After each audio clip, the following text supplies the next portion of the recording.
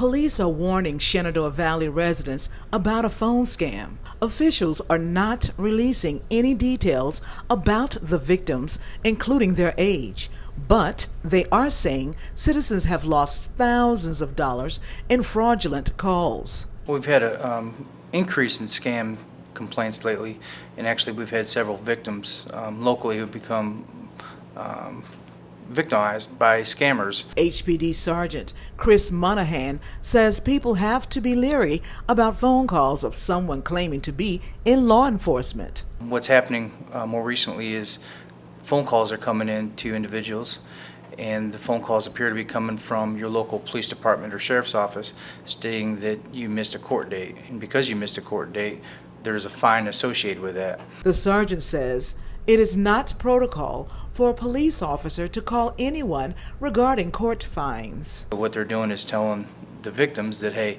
you need to come in and you need to get a prepaid phone card or prepaid card, you need to deposit an amount of money on that and give me those numbers and you won't go to jail. He says if the caller is trying to intimidate you with jail time, that's an indication the call is bogus. According to Sergeant Monahan, no one in law enforcement will ask you for a prepaid credit card to pay a court fine over the phone. Basically, they're making threats to the person they're calling, saying, hey, you either make good on this by missing court or you're going to end up being incarcerated.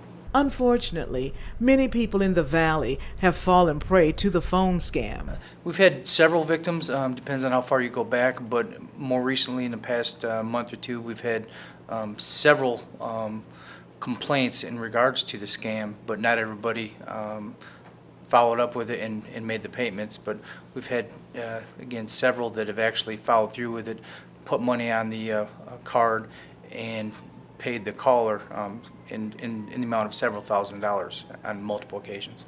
I questioned the sergeant about how much money have Harrisonburg residents lost in the phone scam. I don't have a total, but I can say that at least 3 of them have been in the area of $3,000 to $5,000. He does have advice for residents to avoid being a victim of the fraudulent calls. I think it's always important to remember that if somebody is calling you and they're too persistent on you going and paying them for something that they did wrong, whether it be through a credit card information or especially asking you to put money on a card and give it to them, that's an immediate red flag. You should hang up the phone and call your local law enforcement agency. In Harrisonburg, Elaine Rackley for Breaking Through News.